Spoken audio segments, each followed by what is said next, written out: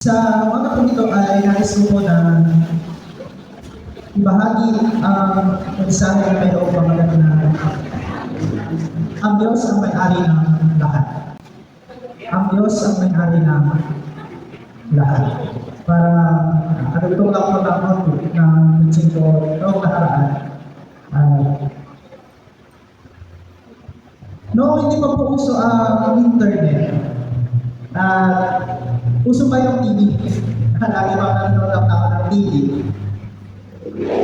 Pamilya po siguro kayo sa palabas na The Legal Wife. Si Angel Locsin at si Maha Salvador. At isa sa mga sikat na linya ni Angel Locsin ay walang sayo, Nicole. Akin lang ang asawa ko. At katulad po na imahan ni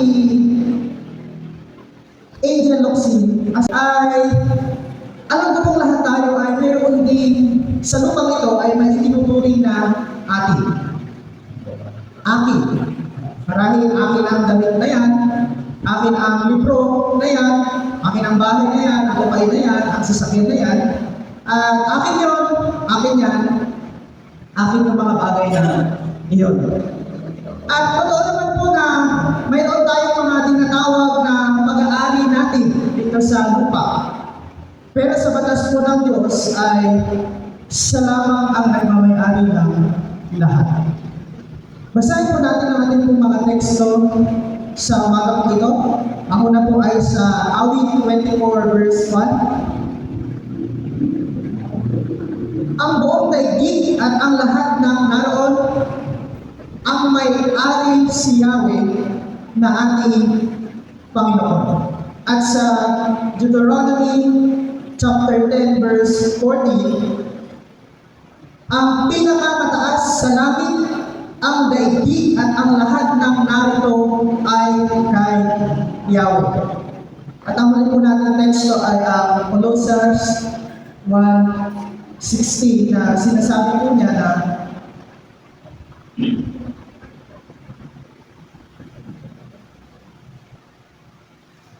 sapagkat sa pamamagitan niya ay nilikha ang lahat ng nasa langit at nasa lupa, nakikita man o hindi, pati ang mga espiritual na kapangyarihan, paghahari, pamamahala at pamumuno. Ang lahat ay nilikha niya sa pamamagitan niya para sa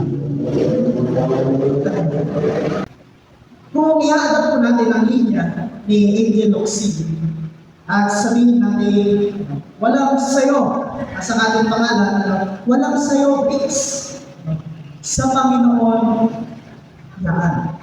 Sa Panginoon lahat ng mayroon ka. Kapag ka po sinabi natin akin to, marami pong implications ito sa buhay ng isang tao.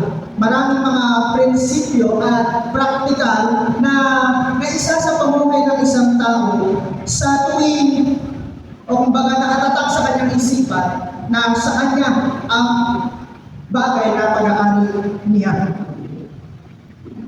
Akin to. Kaya kapag nakilala o nabigyan ng parangal ng isang tao ay naipagmamalaki niya, naipagyayabang niya. Kasi sa kanyang isipan, akin to, sa kanya nang galing ang bagay na iyon. O kaya, akin to. Kaya minsan o madalas, mahirap ipagtiwala sa iba. Ano po? O kaya naman, akin to. Kaya kapag nasira o nawala, mas madali tayong magreklamo kaysa magpasalamat. Kasi nga, akin ang bagay na iyon o akin to.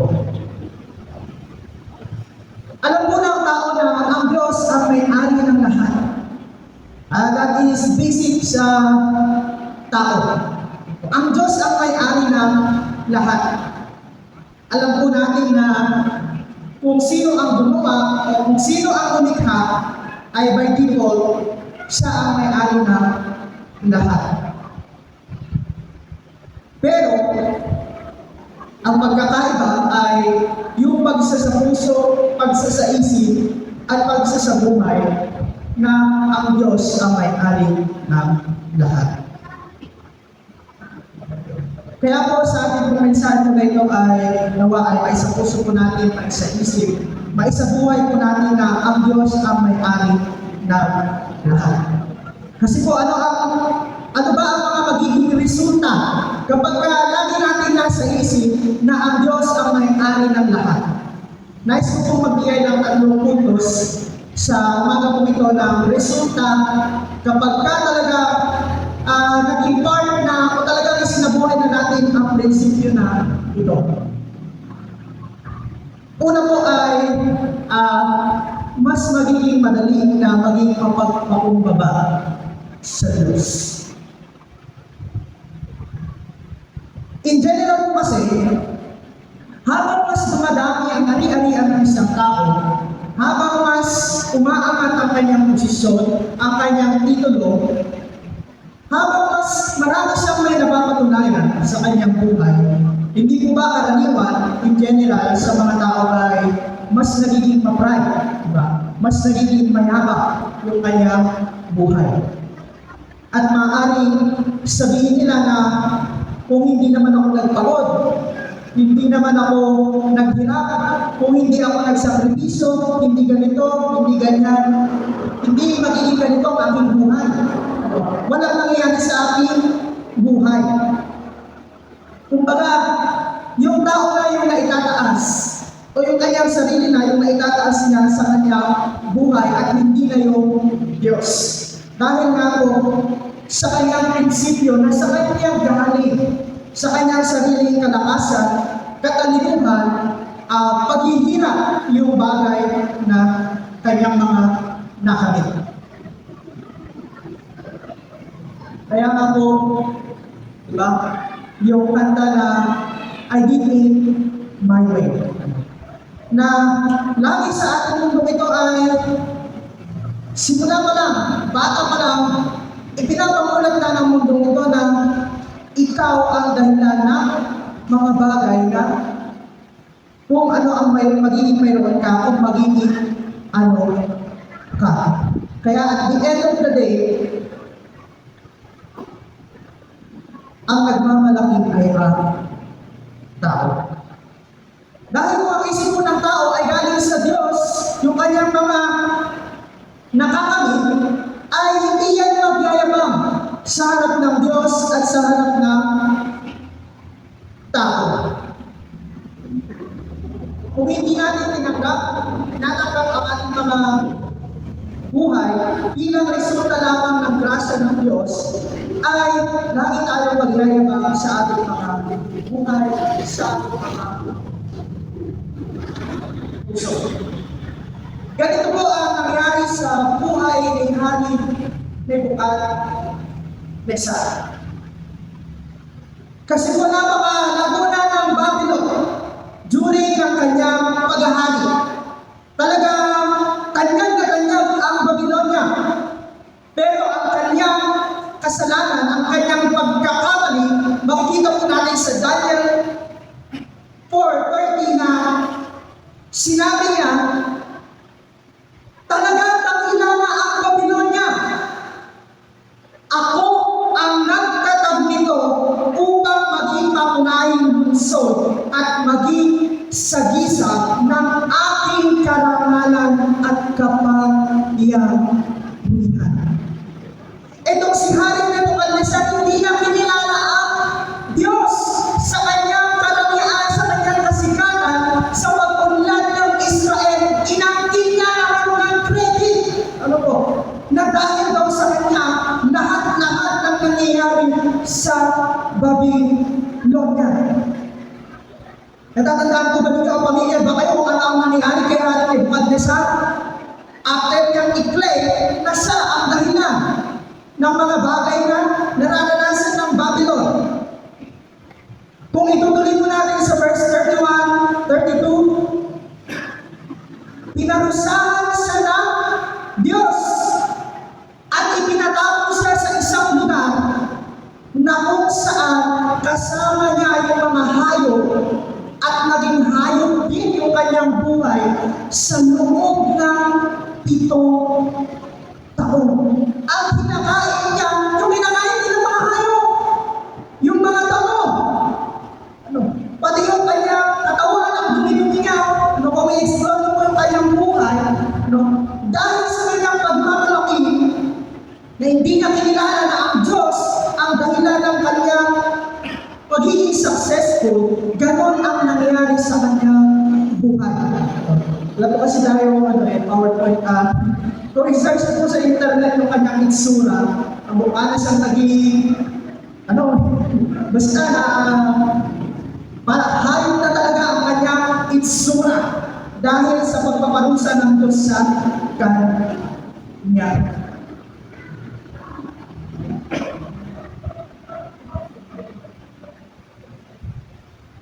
Pero, after 7 years, ang maganda naman po doon ay nagpakumbaba na si Nebuchadnezzar. Ito po kanyang sinabi, pagkatapos ng tanggang panahon, ako si Nebuchadnezzar ay tumingala sa langit at nanumbalik ang dati kong pag-iisip. Kasi isa pa pala yun sa parusa ng Diyos.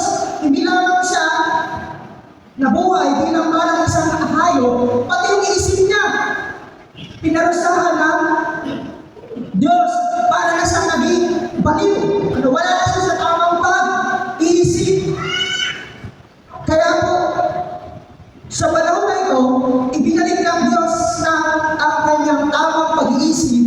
At dahil dito, sabi ni Nebuchadnezzar, pinuri ko, pinasalamatan ang kataas-taasang Diyos, ang nabubuhay magpakailanman, ang kapangyarihan niya'y walang hanggan, ang paghahari niya'y magpakailanman.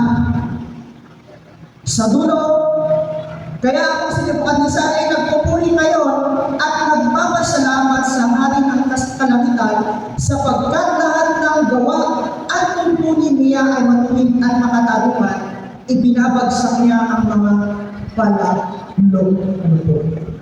So, kumbaga, pinilala na ni Nebuchadnezzar na ang Diyos ang naging dahilan na nangyari sa Babylon at ang lahat ng kanyang mga natanggap. At sabi pa nga po dito sa kwento ni Nebuchadnezzar ay naibalik din sa kanya lahat ng mga ari-arian at kaharian niya nang siya ay nagpakumbaba sa ating Diyos.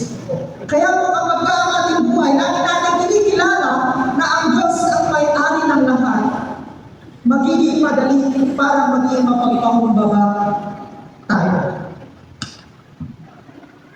Marami pong tao na bagamat naniniwala sila sa Diyos, pero nabubuhay sila na parang walang Diyos at iniaasa lang nila sa kanilang sarili at lahat. Kaya ko to. Akong bahala dyan.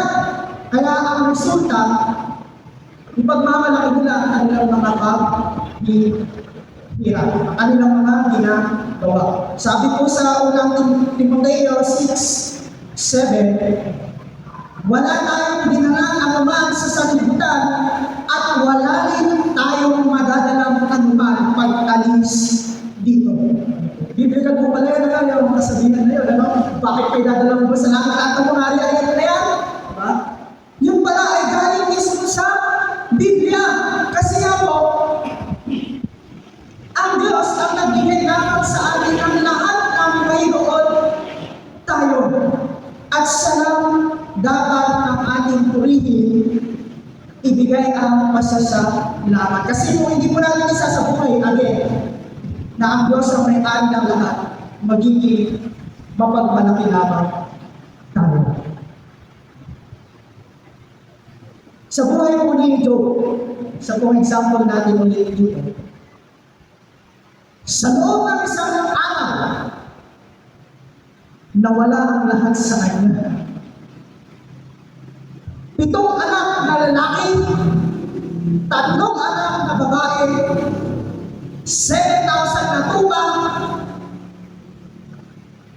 3,000 na kamelyo, 1,000 na baka, 500 asno at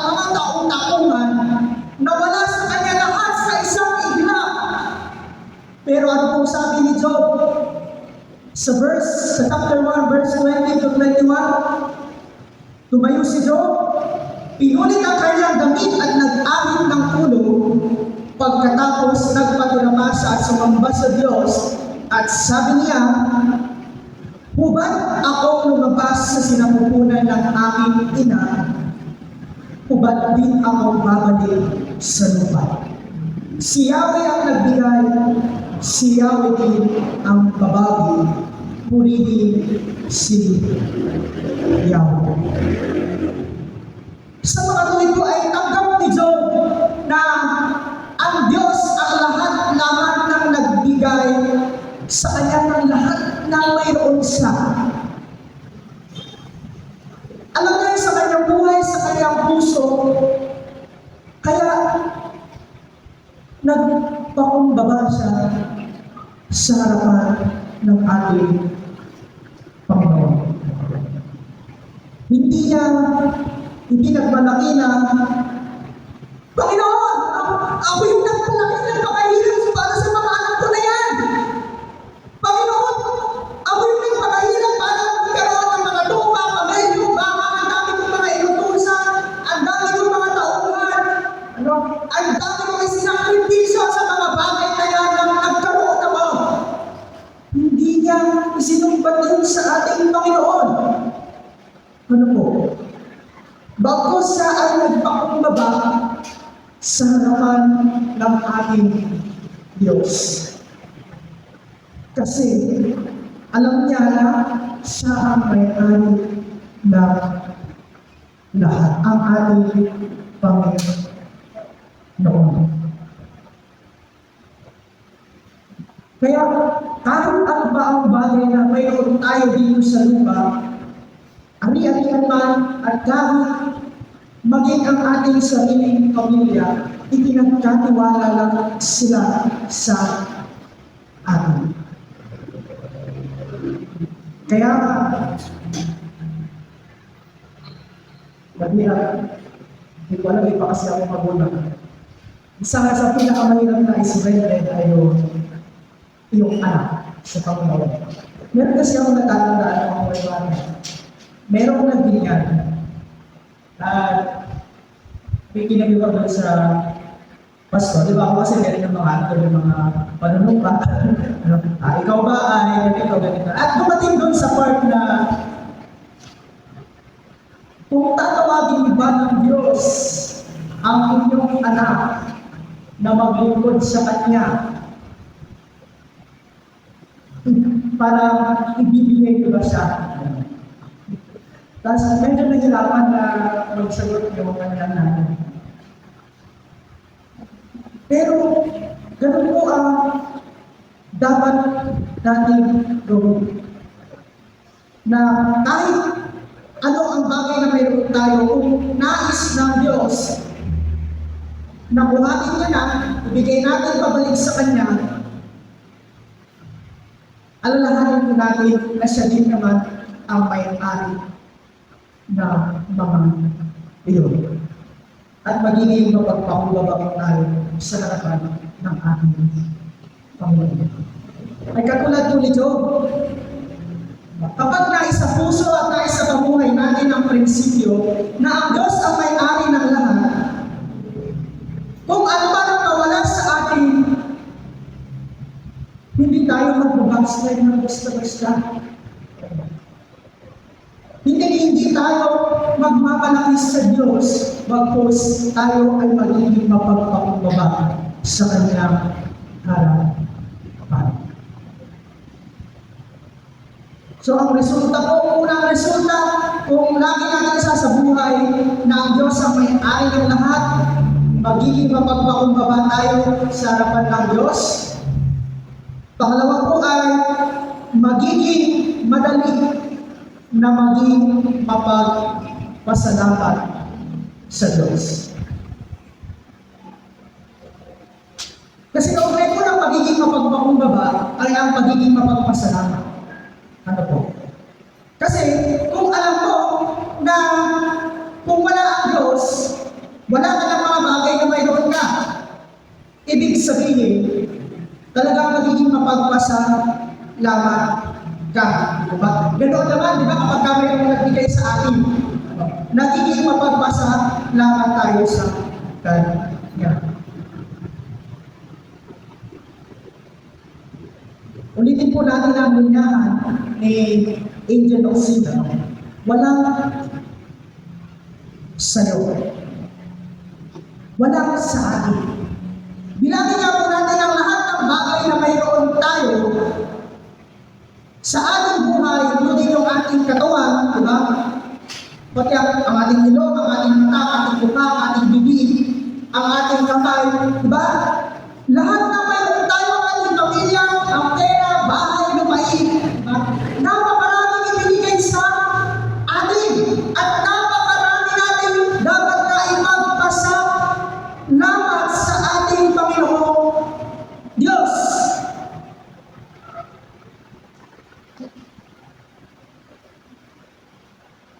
Di po ba kapag tumigil ang pagtibok ng puso ng isang tao, ibig sabihin, patay ka na. Pero just imagine, sa isang araw, mayroong average na 103,680 heartbeats ang mayroon ang pagtibok ng isang tao. So, ibig sabihin, sa loob pa lang ng isang araw, 100,000 na yun. Pwede mong ipagpasalamat sa Diyos. Ano? Dahil sa iyong pagtibok ng puso na yun, di ba? 103,000 every day. Subukan mo ipagpasalamat sa Diyos yun. Di ba? Bawat pagtibok ng puso mo, meron ka ba ang kwarto para sa pagreklamo? Di ba? Pagpapasalamat lang. Magiging laman ng iyong labi kapag kabihilan mo at pinagpasalamat mo yung bawat tibok ng iyong puso. Diba? 100,000 mahigit. Ano? Wala naman, mag-inag ka. Kasi doble yung pagtibok ng puso mo. At hindi lang pagtibok ng puso. Di ba na kung lagi ko kasi narinig yung testimony yung mula bata ako hanggang paglaki ko. Meron kasi yung isang tao na nagpa-hospital daw siya. At kailangan niya lagi ng oxygen. Di po yung oxygen, mahal niya, mahal ng oxygen. Tapos, umabot na 2,000 ata sa hospital siya. Tapos, siyempre, oxygen, always. Tapos, nung pagdating ng bill, napakalaki ng bill nila sa oxygen na. Umabot siguro ng mga 100,000 sa pagbabayad ng oxygen na. Tapos nung paglabas niya daw sa ospital ay talagang naiyak siya at na-realize niya. Napakamahal ng oxygen na binabayaran mo sa ospital. Eh yung hangin na araw-araw natin nilalanghaw, libre na. Kasi kung i-count mo yun, di ba? Sa buong buhay mo, kung tutumpasan mo ng pera yun, di ba? Ng pasasalamat sa Diyos, talagang it will take billion, trillion, even zillion ang pasasalamat natin sa ating Panginoon. Sobra-sobra pa kaysa sa korupsyon ng bansang Pilipinas. Grabe na bilyong-bilyong korupsyon sa bansang Pilipinas. Pero kung i-take mo lahat ng blessings, hangin pa lang na libre, hindi yun matatalo ang grasya ng Diyos sa buhay natin. Kaya nga, kung itinuturing natin na ang Diyos ang may-ari ng lahat, di ba? Lagi lang tayo magpapasalamat sa Diyos. Lahat ng ating mga nararanasan, mabuti, walang katumbas yun sa mga nararanasan natin na hindi maganda. Diba? Kung iisa-isahin natin lahat ng blessings ng Panginoon, walang kwarto para sa pagre-reklamo. Diba? Kailan tayo uling nagpasalamat Kasi meron tayong pinansabon, pinansyampo, pinangkubras. Di ba? Kahit yung mga maliliit na bagay ay pagsama-samahin ng lahat yun. Di ba? Magiging mapagpasalamat tayo sa ating Panginoon. Yung ating talino, yung ating lakas, yung ating trabaho, lahat ng bagay na mayroon tayo galing sa Panginoon na dapat natin ipagpasalamat. Ganon po ang buhay din ni Haring David. Sabi niya po sa unang Chronicle 29, 12-30, sabi po niya, sa inyo nagmula ang kayamanan at ang karangalan at kayo ang naghahari sa lahat. Taglay ninyo ang kapangyarihan at kadakilaan at kayo ang nagbibigay ng lakas at kapangyarihan sa lahat. Pinasasalamatan namin kayo, O Diyos, pinupuri ang inyong maluwalhati pangalan. So si David po na nag-conquer ng maraming mga bansa, nagkaroon ng maraming mga kayamanan, karangalan, still yung kanyang puso ay punong-puno ng pagpapasalamat sa ating Diyos. At higit sa lahat, ang blessing ng kaligtasan sa atin. Wala nang kapantay pa yun. Yung maligtas ang ating mga kaluluwa, hindi tayo mapunta sa impyerno at mapunta tayo sa langit. Habang buhay at forever natin nag-gratitude at utang na loob sa ating Panginoon ang bagay na iyon. Kaya kung isinasa puso mo natin at isinasa buhay na ang Diyos ang may-ari ng lahat sa atin, magiging madali na maging mapagpasalamat sa Diyos araw-araw sa ating mga buhay. At ang pangatlo po ay magiging madali na maging mapagtiwala, masunurin sa Diyos.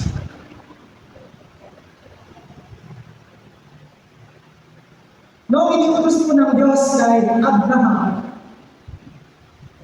na ialay ang kaisa-isahan ng anak na si Isaac,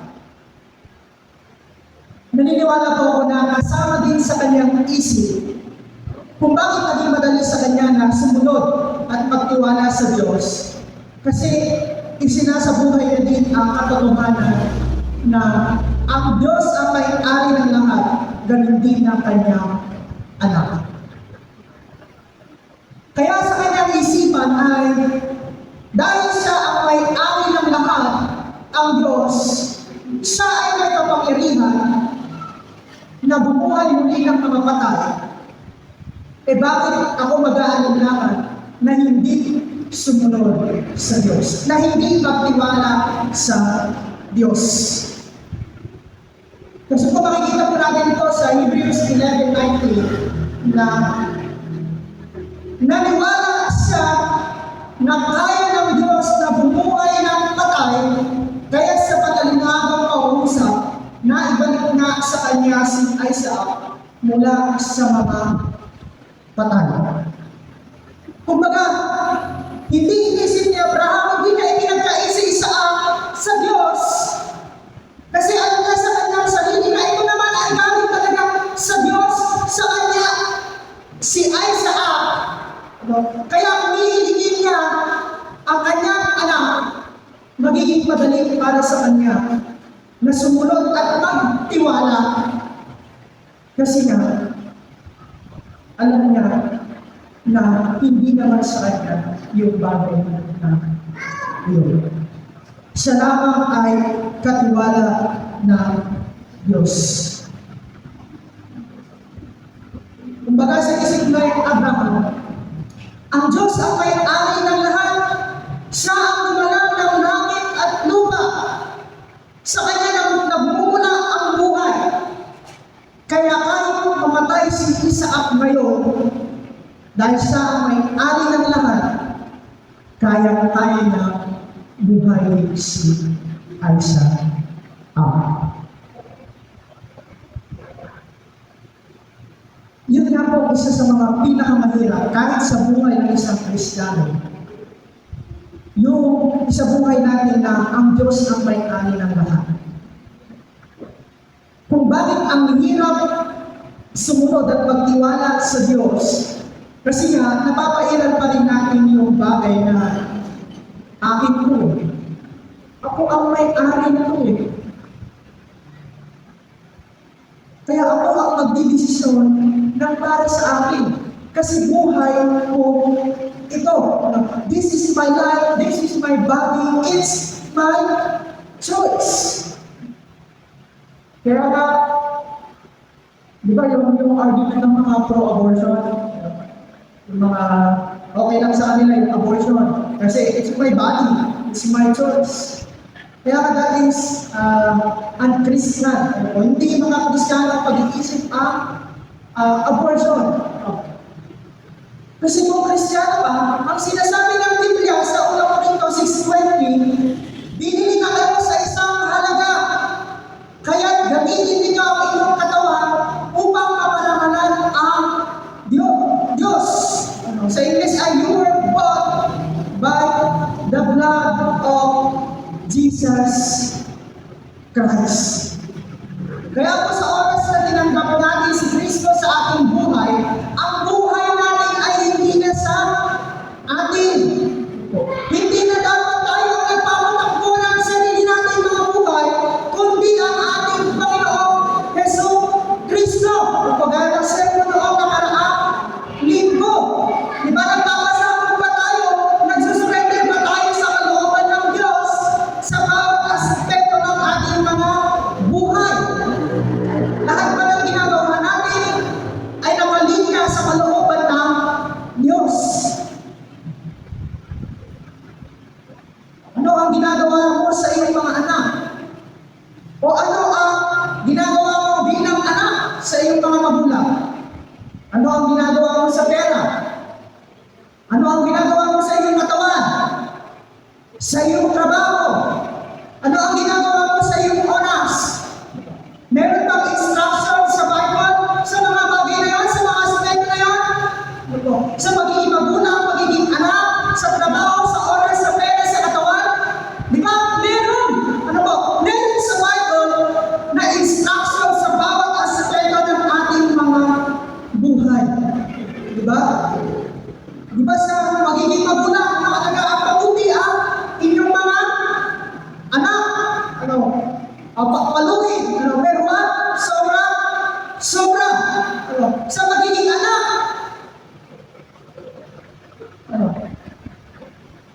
sabi ng Biblia, maging masunurin kayo sa inyong mga magulang kasi ito ang unang pangako o ito ang unang utos ng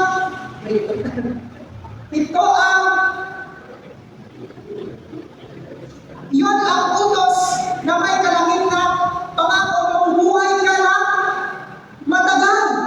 Kaya nga marami ng kabataan na mga namamatay ngayon. Bakit? Hindi kasi masunurin sa magulang. Hindi na tumatagal ang kanilang buhay dito sa lupa. Di ba sa kapirahan naman, di ba nagiging tapat ba tayo sa pagbibigay ng buong puso para sa ating Panginoon? Masaya ba tayong nagbibigay? Kaya naman sa ating katawan, inaalagaan ba natin ang ating mga katawan? Baka na nananalangin tayo ng kagalingan. Lagi naman kinakain natin yung kontra sa katawan. Hindi kasi pwede mangyari yung nananalangin ka ng kagalingan, tapos ang mga kinakain mo naman lahat ay bawal. Kasi contradiction po yan sa natural na sinet up ng Diyos sa mundo ito. Yung cause and effect na tinatawag po natin sa mga tao. Huwag tayo hiling na mga bagay na talimos naman sa ating mga ginagawa o nagagawa. Baka kasi sabihin ng Diyos, anak, iniingatan kita. Hindi mo naman iniingatan ang iyong sarili. Parang yung illustration na, Panginoon, ingatan mo ako sa aking magdadrive. Pero ang takbo naman, 100. Mga ganun bang mga illustration na mga taliwas sa mga ating mga kahilingan sa Biblia. Kahilingan sa Diyos at sa mga nakasulat sa Biblia. Basta trabaho. Maniwala ba kayo, sabi ng Biblia, huwag ninyong pakainin ng mga tama. Totoo yun, sabi niya sa tama yun. Hindi mo nabasa yun. Huwag ninyong pakainin ng mga tamad. O pagdating naman sa oras, gawin ninyo ang mga bagay na may kabuluhan. Huwag kayong tatamad-tamad at tulog ng tulog. Sabi din sa Biblia, kaya nga po sa lahat ng aspeto ng ating buhay, may instruction ang Diyos diyan. Kaya magiging mainam ang ating buhay dito sa lupa kung magiging masunurin tayo sa Diyos. Kung lagi tayong nagtitiwala sa Diyos. At lagi natin isa sa isip, isa sa buhay, isa sa puso, na ang Diyos ang may-ari ng lahat. Kasi di ba po ganun naman? Kapag kami ang pinahiram sa atin na isang bagay na hindi naman sa atin, di ba kung mag-iingat ka doon, nag-aalala ako, mapapabayaan mo ako? Hindi. Ganun din yung ating mga buhay na ipinahiram sa atin. Kung itinuturing natin ito na hindi sa atin at sa Diyos lahat, diba, we will be careful. Talaga pag-iingatan natin at gagawin natin yung best, yung maayos. Ang ating buhay, katawan man ito, pera man, negosyo man, pag-aaral, anak man, pamilya man, lahat ng bagay na mayroon tayo, pag-iingatan natin, aalagaan natin, mas magiging madali na sumunod at magtiwala sa Diyos. Again mga kapatid, ang Diyos ang may-ari ng lahat. At kapag yun po ay patuloy natin na isinasa puso, isinasa buhay, magiging madali na mapagpakumbaba sa Diyos, magiging madali na maging mapagpasalamat sa Diyos, at magiging madali na maging mapagtiwala, masunurin sa Diyos.